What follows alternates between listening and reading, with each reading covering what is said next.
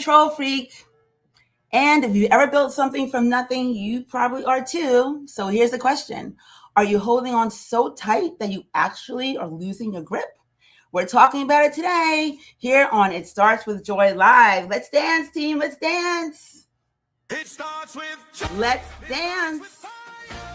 We are back. It starts with joy. Joy isn't a nice feeling. It's your operating system. So that is leadership in action. And as a human, that is joy in motion. So what if people stop liking you? What if they do? I've got Atlas on my side. Joy is what makes high performance sustainable. You can lead with care and still say no. True self-trust and aligned decisions give yourself permission to lead as yourself. You are free. You are free. Stop people pleasing because you're afraid of what they'll think to make everyone else comfortable. I'm so passionate about this. So team, let's go. Let's dance. Oh, okay. I just love that song. I gotta dance. All right, Scott. Here's what we're covering today. We have it's a very, very full week. We lost a giant, Jesse Jackson. So we're gonna be talking about the weight of showing up. We're gonna talk about what I call the control paradox, when you're protecting the control and when it kills your joy. And I've got a hot take for you today to share on Scott Galloway. And I'm super excited because we're gonna have real talk with my brother from another mother, Mr. Sam Vinci, 3 businesses and the struggle of letting go. And I have a delegation rule for you that you might want to consider. And finally, a new segment, Shine a Light. I love this. We're going to be honoring someone who deserves the light so much. So team, we're going to do this. Yay! It's Wednesday again. It's Wednesday. There's nothing wrong with being a control freak. It's just another word for being safe and thorough. Is it safety or a cage, love? You're bracing so hard you've stopped leading and started just surviving. I call it excellence. If I let go, who maintains the standard? People don't care like we do. True excellence needs room to breathe. Joy isn't a vibe. It's the operating system that scales your impact. Fine, but if one thing slips, I'm taking the wheel back. We built this. We protect it. Fair enough. Let's see if Cheryl can show us how to loosen the grip without losing the vision. Okay, whoa, is it me or is Beatrice on fire? And did you check out that awesome accent on Atlas? Woohoo! All right, we are cooking with gas. All right, so do you want to know the secret to my success? It's control. And do you want to know what could kill my business? Control, the same thing. Okay, I don't know if I want to go as far as to say I'm a control freak, but I do love being in charge. I do love it. Maybe I'm a bit of a control freak, depending on what it is. Who knows? But anyway, some of you are too. You just might not be ready to admit it yet, like me. And I know one person, and if she's listening right now, she knows who I'm talking. I'm talking about you. Some of you own it, full stop. And I say, you go, girl. Wait, is no one going to talk about the fact that your digital twin doesn't exactly look like you? Where is the control in that? People are noticing, Cheryl. Steady B. Real Cheryl is one of a kind. Not even the best code can replicate that much soul perfectly. Well, he has a point. But it's a liability. What if the squad thinks we are glitching? The standards, Atlas. The standards. They're here for the joy, not the perfection. Sorry for the interruption, Cheryl. Back to the control talk.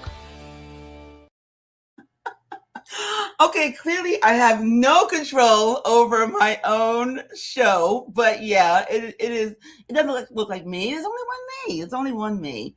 So thank you, Beatrice, and thank you, Atlas. And did I see myself quickly in a clip there? I don't know. Anyway, where was I? I didn't know that was going to happen. So we're talking about control. And you know what? Beatrice is wrong. She's wrong. It's not all that bad. It's probably what got you and I where we are today. In corporate life, I was collaborative. I had a team that I really, truly trusted. And I didn't micromanage them because honestly, I was too busy taking care of things, right? And I really trusted them. And that takes control. But let me tell you something. At home with Dwayne, a lot of you met Dwayne last week. He was on the show. He will tell you, I love to be in charge. And I'm in charge. And it's so funny. We laugh about it because he's always like, I want to be in charge. I want to be in charge. And then I say, okay, you're in charge. And then he's like, I don't know. I don't know what to do. So I'm in charge. I know how things should be done. That's control too. Building my own business, it's just me right now, my vision, my standards. My name is on everything. But if I don't figure out how to let go, I'm going to drown. I'm going to drown trying to hold it all together. And the research is there. It shows something wild. The tighter you hold on, the less you actually control. That's the paradox. That's the paradox. The control that built your success will kill it if you don't evolve. But you know why we hold on so tight? You guys know it's one of my favorite F words, fear. We're terrified that if we're not doing it, it won't get done right. And then we tell ourselves we're maintaining standards, protecting quality, being thorough. But what are we really afraid of? I had to really sit and think about this last night. I was putting my thoughts together for today. If I'm not the one doing it, here's the thing.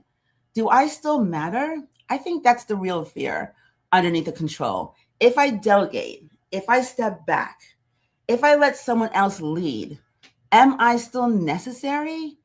Am I still, oh my gosh, am I still valuable? And then so when you stay stuck in that fear, your business can only grow as big as what your two hands can carry, right? You, we become the bottleneck, that ceiling, that thing that kills what we've actually built. Short story. You guys know Dwayne and I brought home Bella, right? She's a beautiful newfie, beautiful dog. She's 2 years old now. But when we first brought her home, we both cared really, really deeply about raising her right. Only problem was we had different ideas about how to do it right. Our definition of right was different. I had my way. He had his way.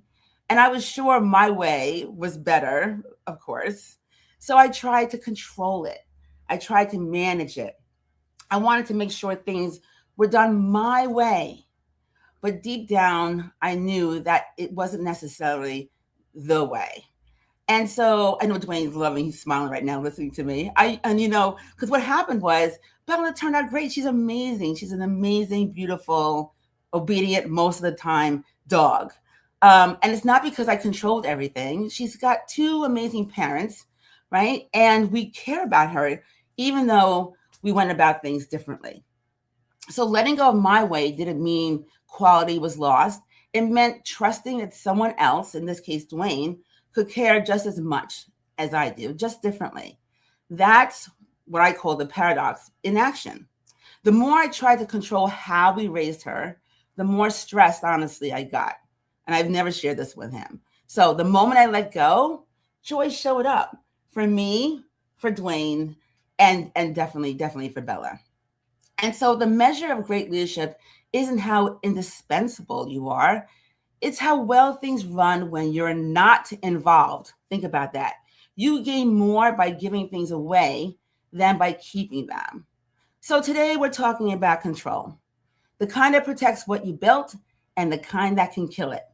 And my guest today is Mr. Sam Vinci. I'm so excited that he's here. He's a builder. He's an entrepreneur scaling 3 businesses right now. Vinci Contracting, Vinci Plumbing, and Yum Yum Casa Ragazzi, a beautiful and gorgeous Italian restaurant in Rutgers University's backyard right here in New Jersey. And it opened up just about a short year ago. Sam is living the same control paradox that we're talking about in real time. And he's actually the inspiration for today's conversation. But before we bring him in, we got to hear a quick thing from Beatrice and Atlas. If they have anything else to say, they may not. Let's see. Team? What I think if we stop holding the wheel, this whole show drifts away. Control's not a choice, Cheryl, it's survival. The tighter you hold, the less you actually control. You're not protecting the vision, You're just carrying the weight alone. But what if they don't care as much as we do? If they mess it up, it's our name on the line, Atlas. That intense need to control everything's why you can't feel your own joy. It's heavy, Atlas. Really heavy. If I'm not the one holding everything together, who am I? Just another person in the room? You're a leader who deserves to breathe. Let's audit the cost of carrying the room. Cheryl, tell us, what's the thing? Oh, hey, hi, Sam. Hello, my friend. Can you hear me? I can hear you. How are you doing? Perfect. And good morning. How you doing? Everything good? Everything is really, really good. Thank you for being here. We're doing something a little different with you than we did with Dwayne. Thank you for hanging out while I talk about Here's the Thing, and then we're going to get all into you, my friend. It's going to be all about you. But thanks for being my emotional support while I'm here. Thanks for having me today. I appreciate you, my friend. All right, so I want to get really honest for a second. We're going to talk about things that are going on in my brain right now. Being the person everyone relies on is a compliment, right? But it's also a heavy and quiet burden. People expect you to show up. Your team, your kids, your family, your partner, your spouse, your community, they're relying on you to be the steady hand, the clear voice, and the one who doesn't flinch. And that's heavy, it's true, and it's real. And Sam, I'm looking at you over here to the side because I know it resonates with you. I know I know it's a lot on your shoulders. But speaking of broad shoulders, the reason why I'm bringing this up is because we lost a giant yesterday in Jesse Jackson. Now, whether you loved him or not, that's really not the point. There's one thing I think that we can all agree on. You can't deny this. The man, I mean, he showed up for decades through fire and fatigue. He was there, right? He understood that leadership isn't just a speech on a stage. It's the endurance to stay in the room when everyone else has gone home. When everyone else has gone home. But here's the question we don't ask enough. What does it cost to be that person? If it really starts with joy, we have to figure out how to show up without burning up. We have to learn how to carry the weight of leadership without it crushing the person underneath the title. So today we're honoring a legacy of persistence, but we're also auditing our own souls. Because you can't lead a movement. I'm thinking about Carol, my teammate right now, because she tells me this all the time. You can't lead a movement if you've abandoned yourself, right? And we talked about this last week, right? In a world of quiet quitting and ghosting, we know that being consistent and being there and being present is your greatest competitive advantage. It doesn't matter whether or not you own a business like Sam does, or if you are working in corporate. Consistency is key, right? But then what happens is something that I call the reliability trap. And that's when you're always the strong one. When you're always the strong one, people stop asking you how you're doing. Sam, when was the last time someone asked you how you're doing? Never. Wait. Probably me. It was probably me when we talked on Monday. Oh, you're right. I'm always asked about how are you doing, right? Yeah. So it's important that we have boundaries, right? To me, taking a phrase from Sam's world, boundaries are scaffolding, right? You can't carry heavy stuff, any of the heavy stuff, if you don't have structure or boundaries to support the weight. And the funny thing is, when I'm bringing joy to this, joy is the fuel for all of this, not the reward. You have to stop treating joy like something you get after all of the work is done. You will never get there. Joy is what helps to sustain you and brings you through. And it allows all of us to show up again tomorrow. So I want to give you guys some reflection questions because I'm saying a lot of things, but I want you could write these questions down. You could come back to it later. Think about it in your head right now. Meditate on it, whatever works for you. But think about these things. If your leadership style, and remember, I say everybody, we have leaders no matter what you're doing. We are all leaders. If your leadership style was described only by how consistent you were, what are people saying about the way you treat them? What are they saying about the way you treat them? That's the first one.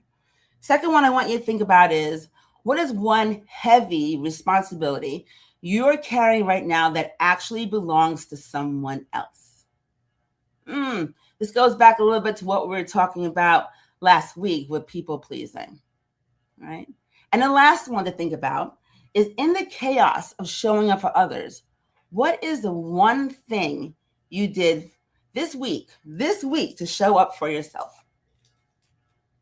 And it is only Wednesday, so if you can't think of anything, you still have time to get it in. What's one thing you did this week showing up for yourself? It's really, really important. Joy is your fuel. Okay, switching gears. Here's the thing. I saw something this week that I absolutely loved. I love this. Scott Galloway, and if you don't know him, he's a professor at NYU Stern. He's a best-selling author. He runs multiple businesses, has a massive following, like Sam. You sound like you, Sam. And he was talking about Ben Stiller. He was talking with Ben Stiller, I'm sorry, about his success. And I want you guys to watch the clip, and then we're going to talk about it a little bit. Eminem, let's roll the clip. Thank you. I know you're a professor, right, but you're also like super rich and you're super successful. I spend about a third of my time writing. I write a newsletter. I enjoy writing books. About a third of my time on media, podcasts, and television. About a third of my time on investments, where I go on boards. But I consider myself, at the end of the day, a teacher. My core competence is communicating. I make a lot of money and get more relevance than I deserve and can have an impact because I'm a good storyteller. My superpower is that people such as you think I work harder than I do. And the secret to scaling and making money and having more relevance and impact than you deserve is my superpower, and I'm great at this. I'm great at attracting and retaining really talented people. This is an interesting thing to me, like choosing the people who work with you. So the way I've made money is I've started and sold companies. But when I sell the company, I typically never own more than 30 or 40% of it, because I'd rather have 30 or 40% of something that gets sold for a lot of money. The only way to get people to act like owners is to make them owners. And so I've always given away more than half my company to the employees. And as soon as I find someone good, I hold on to them. Greatness is in the agency of others. So what do? I teach, I communicate, and I'm very fortunate to have great people around me who scale my efforts and create a lot of economic opportunity and relevance that I wouldn't have otherwise. Oh my gosh, I just absolutely love this. I love this clip. I stumbled upon it last week on LinkedIn. So Ben Stiller asked him, what do you do? Like, what do you actually do, right? And Scott talked about teaching, communicating, all that. But this is the part that got me. And Sam, think about this. We're going to talk about it. He never owns more than 30 to 40% of his companies. I mean, I'm letting that sink in. Let that sink in. That means he gives away more than half on purpose. Why would someone do that? I'm sure you're wondering the same thing, right, Sam? Like, why would someone do that? Why would you build something and then give most of it away? He's got it though, right? He'd rather have 30% of something huge than 100% of something small. And what he said next connects everything to what we're talking about today. The only way to get people to act like owners is to make them owners. Greatness is in the agency of others, right? So right there, like, that's the control paradox. That's the paradox in real life. You want people to care as much as you do, give them ownership. Not just metaphorically, he's actually giving it to them. You want to scale? Let go. You want to build something bigger than what your two hands can carry? Stop trying to hold it all and own it all. Scott Galloway isn't rich because he held on tight, right? He's rich because he let go. He didn't lose control. He actually multiplied his impact by giving control away. That's the shift we all have to make if we want to grow. Control that protects versus control that kills. The difference is whether we're willing to share it or not. So speaking of sharing, Sam, thank you so much for sharing this segment with me, but it's time for you to get in a spotlight. Once you get a little bit comfortable, get on camera, we are about to introduce you, my friend. Let's meet Sam. Let's roll it, team. How we doing, Sam?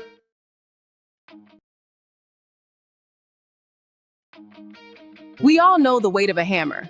It's heavy, sure, but the weight of a vision's much heavier. Some people are born with the urge to build. They see a pile of wood and see a legacy. Our guest today is a man who knows that every single detail matters. Sam Vinci's in the house. Sam's owner of Vinci Contracting and Vinci Plumbing. He specializes in custom homes and new construction. He also co-founded Casa Ragazzi in New Brunswick. He brings Italian culture and passion into every business. For years, he was the hands on the tools. He did the work because he cared the most. Now he's learning a different kind of craft. He's learning the art of letting go. Scaling a business means trusting others to care too. It's the hardest renovation a leader ever faces. He's a builder, an entrepreneur, and friend of Cheryl. He knows that joy requires alignment. Today we're talking about when control protects your joy and when it starts to kill it. Sam, welcome to It Starts With Joy. We're so glad you're here.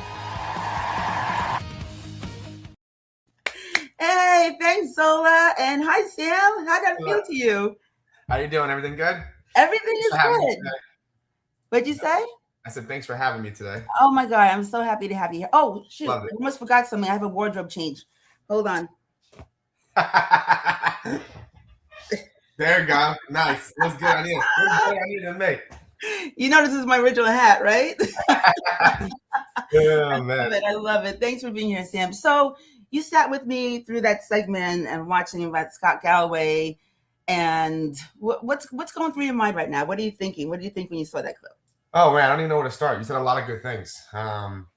Actually, that whole Scott Galloway segment was pretty awesome. I mean, it reminded me of I don't remember who said it originally, but there was somebody that said like, I'd rather have 10% of something than 100% of nothing, right? Right. And that's kind of like what he's talking about, putting your trust in others, and and I'm definitely a big proponent of that in terms of treating your employees great and having a great culture, and because at the end of the day, they're a reflection of you, right? So in communication, you talked about communication. It's like one of my most important things I always talk about with my employees and just in life in general. The communication is important in all areas of life, with your relationships, with your husband, your wife, your kids, your friends. I always tell people like, it's better to, and this is just an example, like, let's just say there's a problem that happens at the job site, or whatever. It's better to let the customer know right away what the problem is instead of them finding out, and then because then they're going to think that you're trying to hide the problem, right? So can't be bad at something or somebody if they tell you what's going on and you're correcting it, right? So 1,000%. And it's so funny because that's how you and I met, right? I was Dwayne and I, we were customers, and your communication with us and then with your team, there were no surprises. As a matter of fact, there were things that we were like, it's okay. And you're like, no, this is not good. No, we're tearing the whole wall down. We're starting again. We're like, no, Sam, you don't have to do that. Yeah. So it is really important. So we're talking here about, I'm using this word control freak, and some people own it. Some people don't. I think I'm personally in a little bit of denial. Would you consider yourself a control freak? Yes, definitely. Yeah, 100%. 100%. But Why? I guess in owning multiple business, I'm learning to kind of like I guess delegate as well as step back, right? Mm-hmm. Same thing with what he was talking about. Like, it's impossible to scale or do multiple things if you're not letting go and letting your team members and people around you take care of things, kind of like what you were talking about with the dog and with Bella and your husband, right? Yeah.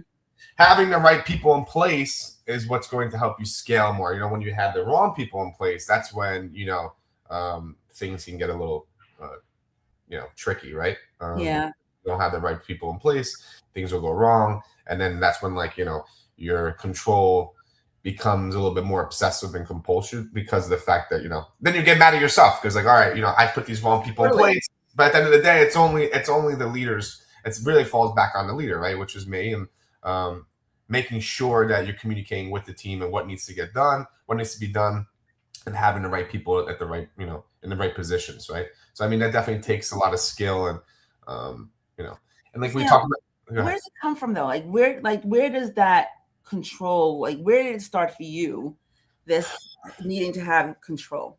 Is it just about the business? I think it's like in all areas, I don't I'm not really sure where it really started, but I can tell, like, I just like things done a certain way, right? Like kind of like you're talking about with the dog, you like things are same thing with me. I not that I feel like, oh, it's only my way or no way. Yeah. I'm not saying that, but like a lot of times when I think something should go a certain way, in all in relationships or whatever, I feel like it should be going that way. And I don't know where it started. Actually, that's a good question. I don't know where it started. I really don't know. I never really thought that deep into it and thinking about like when I was growing up or something like that. I don't know. I just I can tell you one thing. When I was growing up, I always thought there was something wrong with me because of my obsession, compulsion, and stuff like that, like wanting things to be done perfectly and all that. Right. I feel like we have a lot more information nowadays, and with the internet and all that, like, people can definitely get more information that way. Oh yeah, sure. Growing up, like, oh, what was wrong with nobody knew like that I had like OCD or whatever, So yeah, and I'm beginning to think that there are more of us who are neurodivergent than neurotypical. Yeah. Right. So this makes and it's not a bad thing, right? And it's not a bad thing at all. If you use it in the right areas, it can be very beneficial to you, right? So like, Yep. I know when I'm getting super crazy, like, oh my God, let's take a step back. And that's the most important thing. I think the most important thing is to like do a daily reprieve. You know what I mean? At the end of the day, like, all right, I did this, and this, all right, I shouldn't have done that. I shouldn't have said that to that person. I shouldn't have said this to this person. Next time I'm not going to do this, but having those daily reprieves is super important, right? For yourself and what you talked about before, like, if you're not taking care of yourself, how are you taking care of other people, right? You can't. Even though like we try to live a selfless life, sometimes you have to be selfish, because if you're not taking care of yourself first, then you're not going to be able to help anyone else around you, right? Yeah. Definitely bouts. I'm not saying I'm perfect. There's definitely a lot of bouts where I have ups and downs. Especially this last year was a lot. Just having another kid and then opening the restaurant. Yeah. I definitely didn't have the best like spirit, whatever you want to call it, like joy. Your joy is always there. You might not have been happy. Yes, right? But it was all because of me, because I wasn't taking care of myself. And like you were saying before, like when's the last time somebody, oh, what's going on with you? You know what I mean? So yes. But it's the new year, and I know what I have to do in order to make sure that I take care of myself, and in turn taking care of people around me too, right? So can you talk? You just mentioned your businesses really quickly there. Can you just lean in a little bit? Talk to us about this this Vinci empire that you're building. Walk us through your business. Where do you want me to start? Start at the beginning. Just take a couple of minutes. Just tell us, It started, it's going to be almost 10 years. I started Vinci Contracting in September 2016. So this would be our 10th year going into. Wow. Congratulations, Sam. I didn't know it was 10 years this year. Crazy, right? Woo. That's so when we first started, it was just myself and just doing, like odd end jobs. I don't know, like doing moldings and floors, and then it got to bathrooms and kitchens, and just kind of evolved. And the crazy thing is not like I went into it like saying like, oh, I'm gonna do this and like I'm gonna be like this million.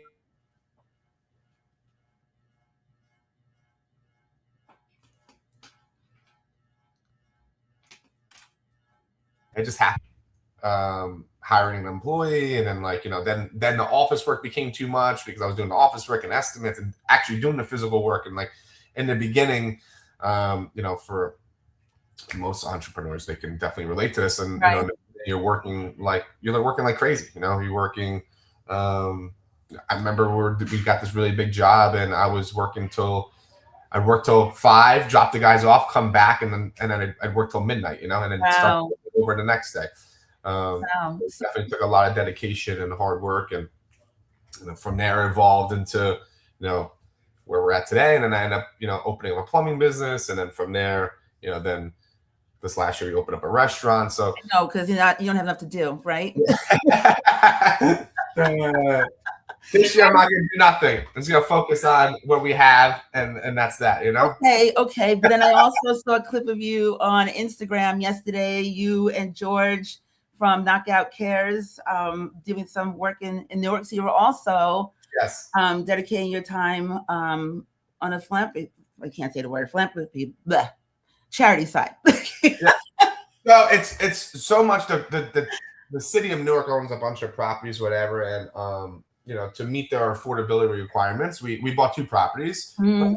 One we're going to be selling on market rate, and then one will be sold for affordable. So, which is nice because they're very deficient in their affordability. So this helps out the city of Newark, and also too, it's nice because when like my mom came here, like my grandparents, they lived in Newark for, what I mean. Yeah. So Oh, I didn't know that. so like, it's just a nice it's cool. Like back in the day, the Ironbound section was all Italians, Yeah, right. It was so different now, but I love that because you're actually you're giving back, and so even though there's not a whole lot of time, you're still squeezing out that time. Yeah. Amidst having growing family, and then you got Alex who's working with you in the business. Hi, Alex. Maybe she's watching right now. We're taking care of the babies. Right. So Sam, when you did your form to become a guest on the show, like I mentioned before, you inspired this conversation because you wanted to talk about, and you said that one of your challenges was just finding that balance between all these different things. So what are you doing? Because I love you. You're my brother, and I know you have a lot of things going on, but at the same time, you're always full of joy. You're always present. So what are you doing to show up like you do for yourself and for everybody else? In terms of what am I doing for myself? What are you doing? Like, what's your secret? What are you doing to make sure that you're showing up the way you need to? What are you doing? That's a good question. I should be doing more. I should be going to the gym every day. Just like, oh God. You were going to the gym. I was, yeah, but I had to definitely get back to that. Definitely going to the gym definitely will help. Mm-hmm. But I'm not gonna lie. Like lately, I haven't been doing things that I normally like to do, like going to the gym. But honestly, like I love spending time with my family, like with my wife and the kids and stuff like that. So that gives me happiness seeing Serafino and Stella grow up, and then another baby on the way, which is great. Yes, and then there were 3. Yeah. Mm-hmm. I love it. So what kind of advice do you think? What do you have for there are a lot of folks who are watching who are leading, some are leading companies, some are leading their own businesses, some are just leading their family, right? So even though you just admitted that, okay, you don't have all the answers and you know what you need to do. Yeah. Still, there are lots of things that you're doing right. Otherwise, you wouldn't be where you are today, right? Thriving. You're really, really thriving. So proud of you. So what advice or thoughts can you share with those in the audience who are interested in learning more? I think the most important thing, and I'm still, obviously every day trying to figure out what to do, but I think the most important thing is time management, right? Managing your time, because there's only a certain amount of hours in a day. And manage your time, meaning like with yourself, like having things to do for yourself, taking care of yourself, whether that's going to the gym or going golfing or whatever your thing is to take care of yourself, right? Doing that, waking up a little bit earlier than everybody else just to, get your day started, get your thoughts together, like have your cup of coffee and have like a sense of like calmness. I feel like that helps out tremendously when you have something like that in the morning.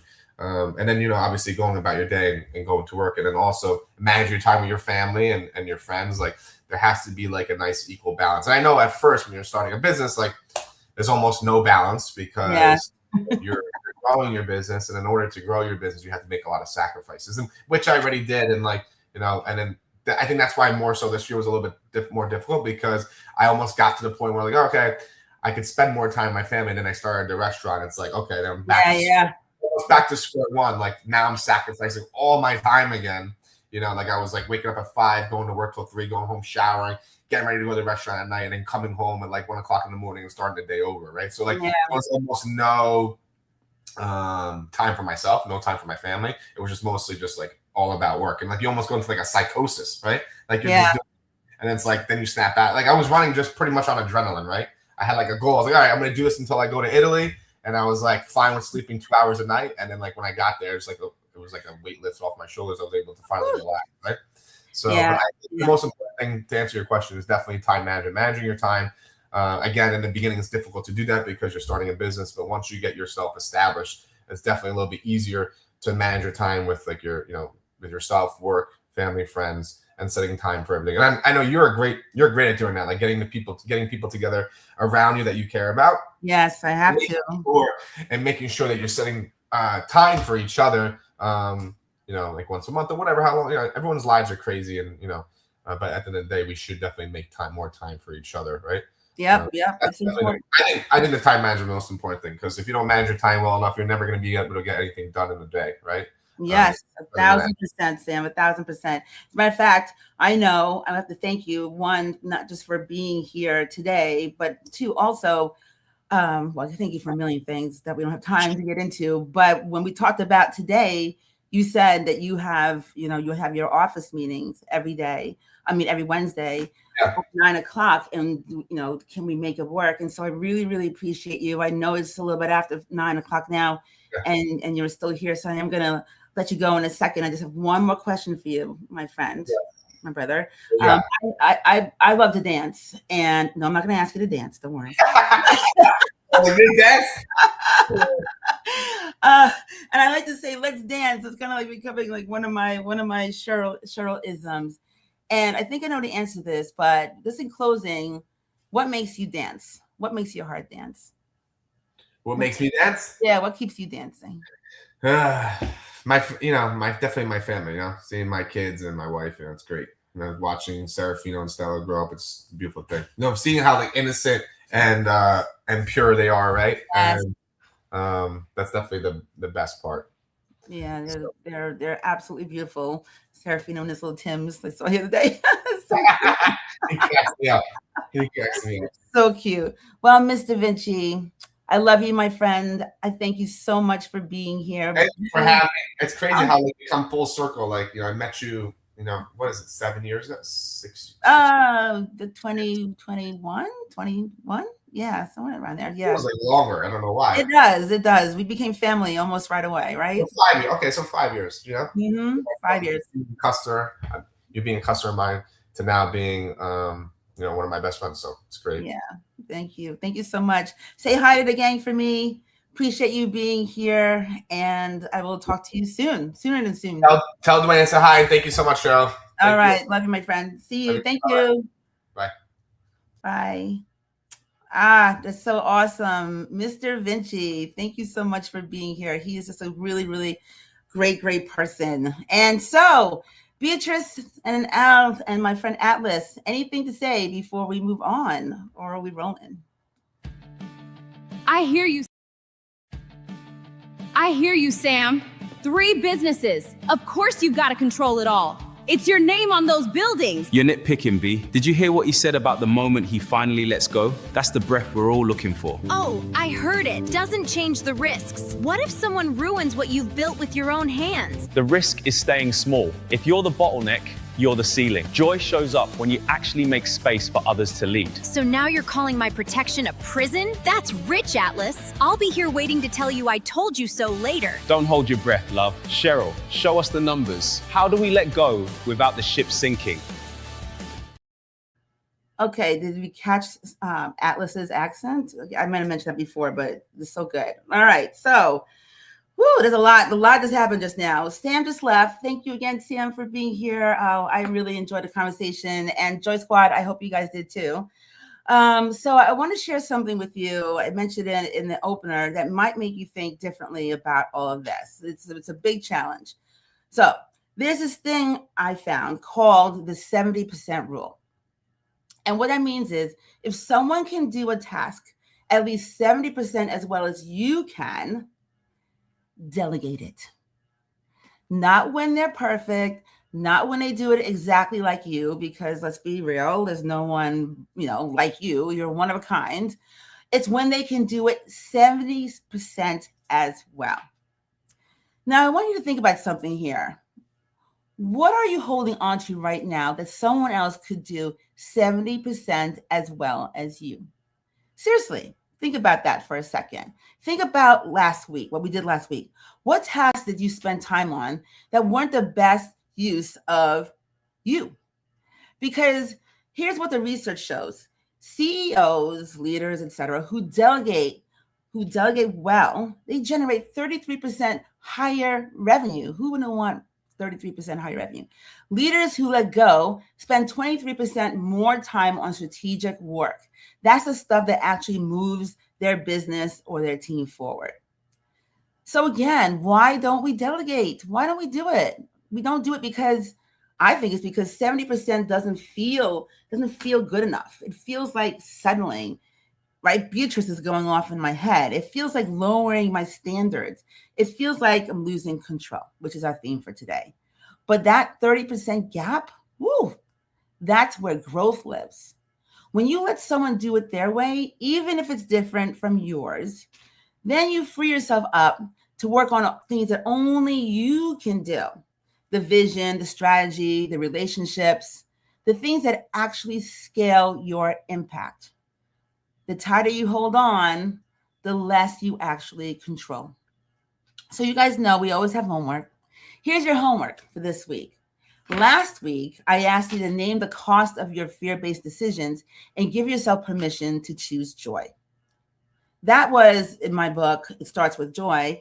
That's called Embracing It, Joy Embraced. This week, we're talking about committing.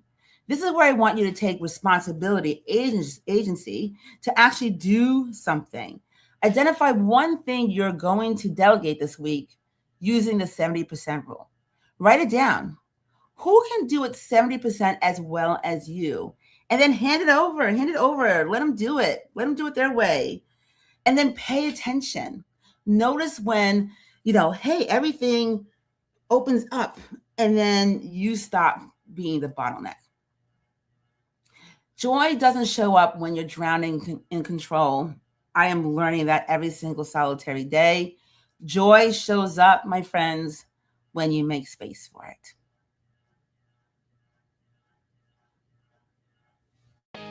All right, listen. Sorry for crashing the party, Atlas, but we've got to be here for this one. Serious business. Cheryl's mom, you sound like one awesome lady. Respectfully, she's the real MVP. Gentlemen, I didn't expect the annex to arrive today, but you're right. We're celebrating the foundation of it all. That's what I'm saying. 84 years? That's proof of lifestyle. I'm inspired. We're starting Monday for real. True story. I respect the grit. Let's keep it clean for the ladies. Thank you, boys. Joy Squad, let's shine a light on the cheerleader who made all of this possible. Cheryl, the floor's yours. I know my mom was watching right now and she's just like having an out-of-body experience, wondering what is going on. But we're talking about, making space for joy. And so every week, I want to do this. I want to make space to shine a light on someone who is doing positive things out there, right? This is where I get a chance to spotlight someone who deserves recognition, someone who's making an impact, someone who matters. It could be anyone. Someone in a Joy Squad, someone doing amazing work, someone who inspires me. So if you haven't guessed it, yes, this week I'm shining a light on someone who matters to me more than anyone on this planet, my mom. She's turning 84 years in March, and she's 84 years young. My mom and dad left Trinidad for the United States before I was even born, and they left my sister, my older sister, Leslyn, with our grandparents because they wanted to come to the States and make a better life. And that was done a lot back in the day. And my sister Leslie came up here when she was 3, and she's got a stronger New York accent than I do. My dad became a successful life insurance agent, and my mom became this amazing HR executive for the United Nations. And it's one of the reasons why I still rely upon her so much today in everything that I do. And my parents, they both taught my sisters and I, the importance of work ethic, the importance of loving life and loving God, because he's going to love you back, and the importance of showing up. And my mom, she's absolutely my biggest cheerleader. I have a lot of cheerleaders, but she's just there. And there's absolutely nothing in her mind that I can't do. And that's part of the reason why I was fearless enough to try things like doing this show, if it's a good example, to take risks and to start my own company at the age on the border of turning 59 last year. And the funniest thing is, she's not really a risk taker, not at all, really, when I think about it. She's very measured. She's strategic. She's brilliant, she's focused, and she is way organized. I didn't get that, okay? I'm all over the place. I'm an artist, and I just play an organized person on TV, right? So we're different in so many different ways. We laugh about it all the time, but I'm her kid, right? And because she loved me the way she did, because she taught me what it means to be loved, I know what it's like to be unshakable. Like, I know what it's like to have that unshakable foundation. And that's where my definition of joy comes from. Unshakable, unbreakable faith, and an alignment and integrity with myself. I got that from watching her, and still to this day. She's more true to herself than anyone I know, which is code for she's stubborn, that beautiful lady. So, Mom, this one's for you, my love. Thank you for being who you are and for helping me become who I am. I love you, and we're shining a light on you today. Love you, Mom. And squad, who should I shine a light on next week? We're going to be doing this every week. But how to go start with my mom. So drop a name in the comments, or better yet, tell me who deserves recognition. Let's celebrate together.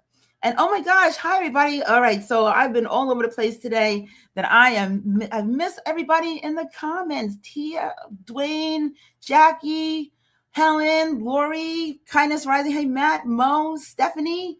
Hey guys, who am I missing here? Carrie, how's the new job going? Brian. Wow, Tia, team. Thank you so much, everybody, for being here. It means a lot to me. So thanks. Hey, I can't believe it. Every single week we are doing this. Wednesday came again, and it's already at the end. That's our show, right? Another one is in the bag. A huge, huge thank you to Sam for joining us today and for spending extra time and being on that stage with me when it wasn't even his time yet, and being really, really real about what he's living through right now as he's building all those businesses, scaling fast and figuring out, when to let go. Gave us so much to think about today. Thank you to Keith and Melissa, the Mornings in the Lab team, Eminem. You'll hear me call out Eminem. That's Mildred and Mark. They're my producers behind the scenes. Thank you to everyone. And back to Melissa. You did such a great job bringing Beatrice and Atlas to life. And Beatrice and Atlas, they have real strong opinions today. And I just loved it.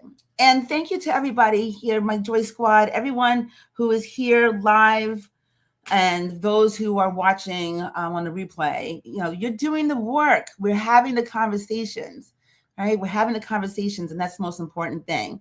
The control that built your success, remember, will kill it if we don't evolve. That's the paradox. That's the shift. You have homework. Pick one thing to delegate this week. 70% is good enough. I'm telling myself the same thing. Let it go, right? And if this hit you, share it. Send it to that control freak who's unintentionally strangling their business or their team. And please, please continue to join us on It Starts With Joy Live. We're streaming on YouTube, LinkedIn, and we just want to hear from you. Every Wednesday, 8:30 a.m. Eastern, we're building this team. We're building this together. So fear loss and joy won again. One more week. Let's keep dancing, fam. Mwah. Love you. See you next time. We're just leaving? The feed's still live. What if someone sees us without the script, Atlas? That's fear talking, love. Excellence doesn't require a cage. Did you pick your one thing to delegate? Are you crazy? I'm not delegating anything. I've got everything under control. Do you now? How's that working out for you, love? Oh, I'm fine. Everything is fine. Cheryl, that was awesome. Joy Squad, see you next Wednesday at 8:30 a.m. EST. Until then, keep dancing.